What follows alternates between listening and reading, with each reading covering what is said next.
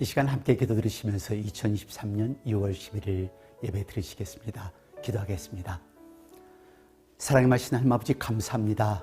지난 일주일 동안 또 지나간 시간 동안 저희들을 지켜주시고 인도하신 하나님의 은혜에 무한한 감사와 영광을 드립니다.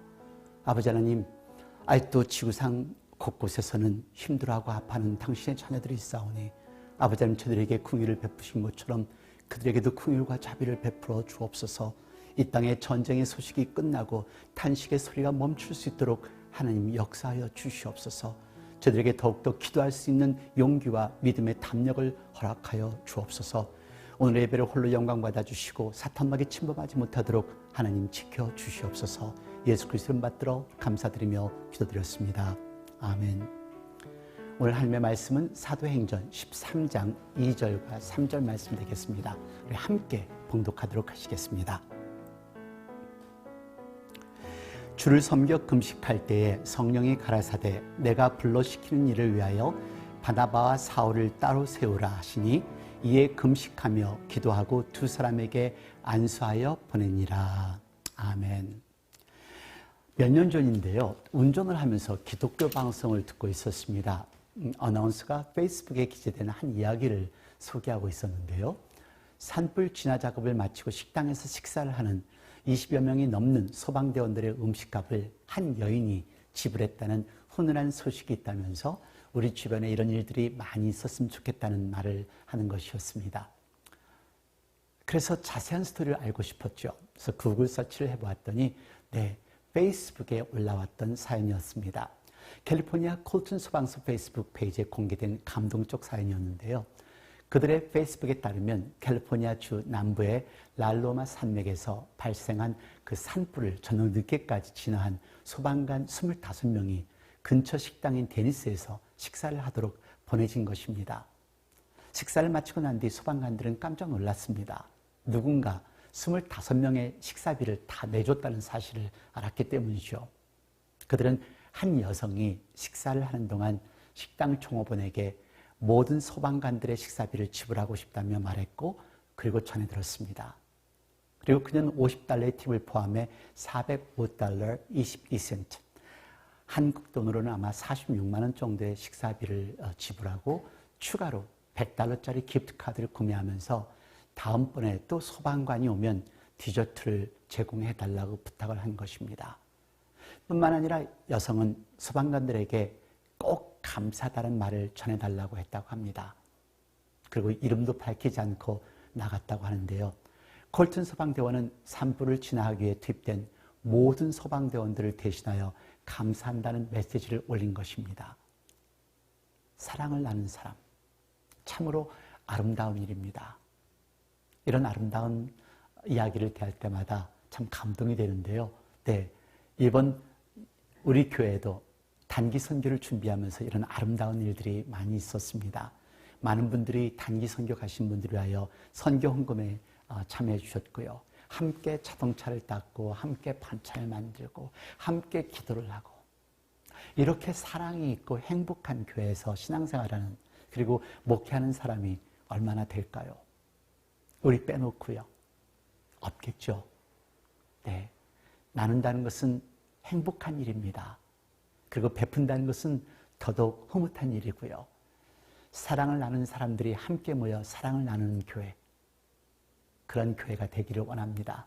또 우린 지금까지 그런 역할을 감당해왔고요.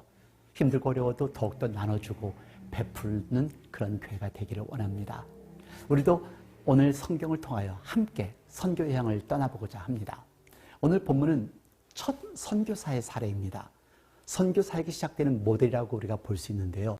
안디옥 교회에서 바나바와 바울, 이 두 사람을 세워서 안수하고 기도하고 공식적으로 선교사로 파송하는 장면이 오늘 본문입니다.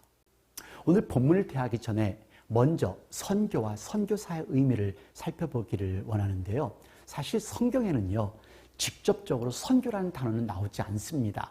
선교라는 단어는 라틴어 미테르와 미시오에서 유래된 것으로 보내다, 파견하다라는 뜻으로 사용되어집니다. 명사형일 때는 내보냄, sending out을 의미하는 것이고요. 그래서 예수님을 영접한 우리 모두는 제사장, 기억나시죠? 우리 모두는 미니스터입니다. 그래서 선교사는 사명과 위임을 주어 보내지는 사람들입니다. 그래서 그 임무는 아직도 믿지 않는 사람이거나 믿다가 더 이상 신앙을 유지하는 사람이나 방황 가운데 있는 사람들에게 그리스도를 전하고 그리스도의 사랑을 나누는 것이 선교사들의 사역입니다. 그리고 그들을 예수님께 인도하고 신앙생활을 할 수 있도록 도와주는 것이 선교사님들의 일입니다. 근데 선교에 잘못된 개념이 있습니다. 선교란 무조건 외국으로 가야 한다는 것, 잘못된 개념이죠. 그리고 두 번째 잘못된 개념은 위험하고 고생하는 지역에만 가야 한다는 그런 생각입니다.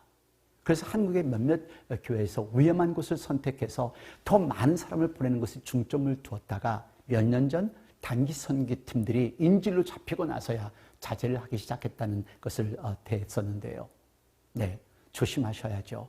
세 번째 잘못된 개념은 현지인이나 현지에 있는 선교사의 협조 없이 내가 원해서 가는 선교입니다. 그래서 그동안 선교사님들이 쌓아왔던 선교 기초를 파괴하는 경우도 많이 있습니다. 오늘 본문을 통하여서 올바른 선교관이 정립되기를 바랍니다. 안디옥교회를 보십시오. 안디옥교회는 바나바와 사울을 세웠습니다. 오늘 본문 13장 2절 말씀 다시 봉독하겠습니다. 주를 섬겨 금식할 때에 성령이 가라사대 내가 불러 시키는 일을 위하여 바나바와 사울을 따로 세우라 하시니, 바나바와 사울을 세우면서 따로 세우라고 말씀하고 있습니다. 13장 9절에 보시면은 바울이라고 하는 사울이 성령이 충만하여 그를 주목하고, 그래서 바울과 사울은 같은 사람입니다. 그래서 사울이라는 이름이 먼저 사용되었고요. 그래서 13장 9절부터 바울이라는 이름이 사용되었는데요. 두 사람을 같이 보내면서 각각 따로 세우라고 하신 것은 각자가 해야 할 임무가 다르기 때문이라고 생각합니다. 사울이 복음을 선포하고 사람을 전도하는 사람이라면 바나바는 전도한 사람들을 위로하고 권면하여 양육하는 사람이라고 할 수 있죠. 이렇게 각자의 달란트대로 각자가 받은 사명대로 일을 하되 서로 힘을 합하여 복음이 만방에 전해지는 일에 사용받게 하신 것입니다. 지난 월요일부터 시작된 멕시코 선교 현장입니다. 첫 팀은 총 12명인데요. 내일 7명이 합류하게 되면 이번 주에는 총 19명이 사역을 감당하게 됩니다. 오전 7시 반부터 오후 3시까지 프로그램이 이루어지는데요. 크게 세 그룹으로 나눠졌다가 다시 작은 소그룹 9개로 나누어져 하나님 말씀을 중심으로 한 영어 캠프가 지금 이루어지고 있습니다. 아이들은 모세가 되기도 하고 하나님이 되어서 연극도 합니다. 네, 공작 시간에 성경에 관한 말씀을 나누면서 크래프트를 합니다.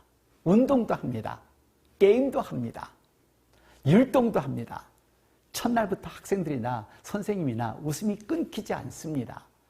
멕시코를 가시기 전에 안수 집사님이 저에게 물어보셨습니다. 어떻게 아이들을 가르쳐야 할지 걱정이 되신다고요. 그래서 제가 말씀드리기를, 집사님, 각자의 은사가 다 있어요. 걱정하지 마십시오. 네, 어른들은 보조교사로 함께 클래스를 가르칩니다. 여러분들이 보신 이 사진은요, 250개의 샌드위치를 만들어 봉사하는 집사님과 권사님들의 모습입니다. 네, 그리고 김밥 강의도 합니다. 아이들이 참 즐거워하고 짱이라는 그런 손짓을 하죠. 잡채 떡볶이 클래스도 준비해서 선보일 예정이라고 합니다. 그리고 우리 권사님은 머리도 깎아주십니다. 그리고 이들은 모일 때마다 기도하고 아침에 기도를 시작하고 그리고 모여서 기도하고 찬양을 합니다. 지치지도 않는 것 같습니다. 사실 언덕이라 학교에서부터 숙소까지 계속 오르락내리락하는 그런 길이거든요. 힘듭니다. 하지만 우리 권사님과 집사님들이 정말 잘 버티고 계시는 것 같습니다. 팀원 전체가 오전에는 수업을 하고요, 오후에는 집회를 위한 찬양 연습도 하고 율동도 가르칩니다. 한번 보시기를 바랍니다.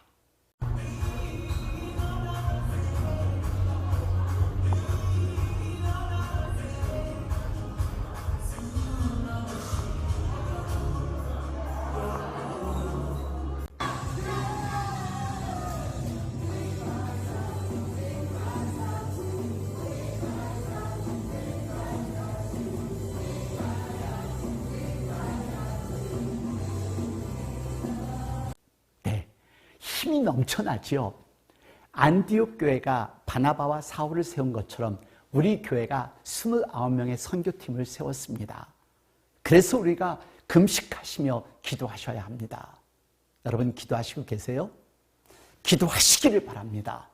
두 번째, 선교는 하나님께서 주관하셔야 합니다. 오늘 본문 13장 4절 말씀 같이 보시겠습니다. 두 사람이 성령의 보내심을 받아 실루기아에 내려가 거기서 배 타고 구브로에 가서 안디옥 교회가 바나바와 바울을 파송했습니다. 그러나 성경은 성령이 보냈다고 합니다. 형식적으로는요, 안디옥 교회에 의해서 파송받았지만 그러나 실상은 성령에 의하여 파송을 받았다는 것입니다. 선교를 가고 우리는 그냥 후원하는 것 같이 느껴지시겠지만 이 모든 것은 하나님의 계획 가운데 이루어진다는 것을 기억하십시오. 우연이라는 것은 없습니다. 하나님의 보내심입니다. 선교는 하나님의 인도하심으로 이루어져야 한다는 것을 기억하십시오. 나를 나타내서도 안 되고 교회를 나타내서도 안 되고 그리고 feel good about myself, 기분 좋다라는 그런 식으로 선교를 다녀왔다는 만족감으로 선교도 해서는 안 됩니다. 안디옥 교회는 예배와 금식과 모든 사역에 있어서 성령의 감동하심으로 선교사를 세웠습니다. 예배와 금식으로 선교사를 보냈다는 것을 기억하시기를 바랍니다. 예배를 드리며 금식으로 기도하며 참 힘들겠죠. 여러분들은 어떠세요? 지금 아침마다 기도하고 계시나요? 선교 가신 분들은 모여서 기도합니다. 그리고 찬양합니다. 그곳에 있는 단기 선교를 가신 분들이나 단기 선교를 후원하신 분들이나 넉넉해서 선교를 가고 넉넉해서 후원하신 분은 아무도 없습니다. 담임 목회자로서 우리 교회 식구들의 형편을 모른다면 잘못된 것이죠. 다들 부족하고 어려우신 분들입니다. 그럼에도 불구하고 선교를 선택했고 후원을 선택해 주신 것입니다. 문제는 소유에 있는 것이 아니라 사랑에 있습니다. 하나님의 사랑이 없으면 아무리 많은 물질을 소유하고 있어도 남에게 나누고 베풀 수 없습니다. 하나님의 사랑이 있으면 아무리 적은 물질이라도 나눌 수 있고 베푸는 삶을 살 수가 있는 것이죠. 여러분, DFS라는 가게를 보신 적 있으시죠? 네, 듀티 프리 샵입니다. 그리고 명품 백화점 갤러리아, 우리 버지니아에도 타이슨스 코너에 있죠. 전 세계 공항마다 있는 스토어들입니다. 바로 이분 척 피니시가 듀티 프리 샵을 창시한 분이신데요. 이제 나이 92세가 되셨습니다. 이분의 친구 로버트 밀러와 함께 1960년 듀티 프리 샵을 개설한 이후 현재는 전 세계 420개의 가게와 갤러리아 백화점을 소유하고 있습니다. 고용한 종업원들만 해도 9,000명이 넘습니다. 2020년에 은퇴를 했다는 소식이 있는데요. 한국 전쟁에도 참석했던 베테랑이면서 코넬 대학교를 졸업했습니다. 본격적으로 기업에 들어선 이 사람은 공항 면세점을 경영하면서 엄청난 돈을 벌었습니다. 왜 제가 이분에 대해 자세히 얘기하느냐고요? 놀라운 것은 1997년까지 그가 익명으로 기부해왔다는 사실을 아무도 몰랐습니다. 지금까지 그가 사회에 기부한 돈은 80억 불이라고 합니다. 네, 80억 불이요. 근데 놀라운 것은 지금도 아파트를 렌트해서 살고 있다는 것입니다. 지금 본인이 소유하고 있는 자산은 불과 200만 불이라는 것입니다. 분명히 나누고 베푸는 삶에 참된 행복이 있음을 깨달은 사람일 것입니다. 사람들은 많이 있어야 나누고 베푸는 삶을 살 수 있지 않겠냐고 말합니다. 그러나 결코 그렇지 않습니다. 그가 말합니다. 나는 누군가를 도울 때 행복하고 누군가를 돕지 않을 때 행복하지 않습니다. 나누고 베푸는 삶은 그 마음에 사랑이 있다면 없는 가운데서 얼마든지 실천할 수 있습니다. 우리의 작은 사랑이, 우리의 작은 헌신이 어떤 영향을 미치고 있는지 한번 보십시기를 바랍니다. 같이 보시죠. 영어 캠프 대해서 어떻게 생각하십니까? 정말 좋은 교회였습니다. 그리고 영어를 공부할 수 있고 더군다나 저는 다른 나라에서 온 그 많은 분들과 이렇게 관계를 맺을 수 있다는 것에 너무 감사합니다.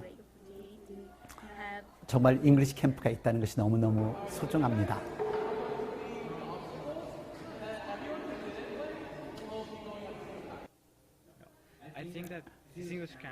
이 영어 캠프는 정말 저는 굉장히 즐기고 있는데요. 특히 저희들 위해서 많이 준비하신 분들께 감사드립니다.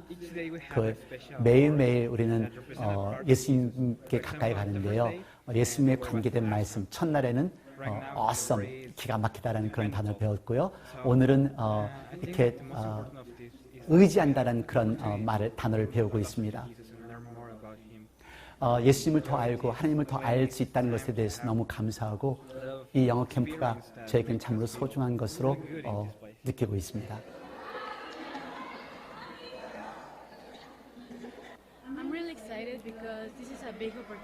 저는 저에게 이 영어 캠프가 정말로 기가 막힌 기회라고 생각합니다. 제 영어도 향상시킬 수 있고 또 영어를 연습할 수도 있고 그리고 예수님께 가까이 갈 수 있는 그런 기회라고 생각합니다.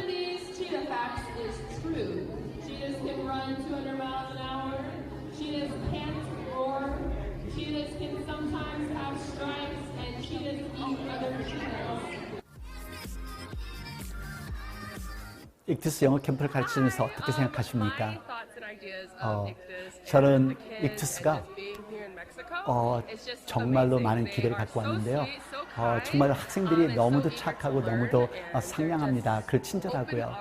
그리고 정말 두 팔을 벌려서 우리들을 환영해 주셨고요. 너무 감사합니다. 그리고 여러분들 보시다시피 정말 캠퍼스도 너무 멋있고요. 식사도 좋고 모든 게 편안합니다. 그리고 정말 즐거운 시간 갖고 있고요. 근데 숙소가 언덕에 있어서 계속 오르락내리락 하기 때문에 많은 운동도 합니다. 정말 행복한 시간입니다. 네, 정말 흐뭇하시죠? 우리의 작은 희생이, 작은 헌신이 아이들에게 인생의 전환점이 된다면 얼마나 대단하겠습니까? 감동이 오죠? 총 29명으로 구성된 이번 멕시코 단기 선교팀은 처음으로 전국의 목회자 자녀들과 함께하는 단기 선교팀입니다. 우리 교회를 대신하여 안수 집사님을 비롯해 권사님들과 집사님 그리고 서무 목사님과 고등부 학생들이 함께합니다. 이제 앞으로 3주가 더 남아 있습니다. 저는 아이들의 집회를 이번 화요일부터 인도합니다. 한 사람이라도 예수님을 영접할 수 있도록 기도해 주시기를 바랍니다. 그리고 하나님이 우리의 선교팀들을 통해서 무엇을 하실지 사실 저는 마음이 설레입니다. 그리고 무엇을 우리 선교팀이 보고 올지 또 마음이 설레이기도 하고요. 오로지 성령님의 임재만을 지켜볼 뿐입니다. 어려움도 있겠죠.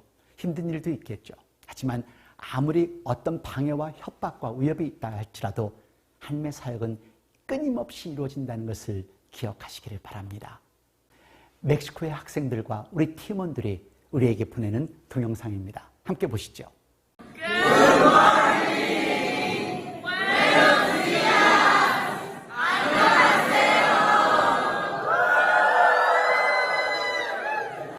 이들의 환호, 이들의 웃음소리가 우리들의 마음을 타치하지요?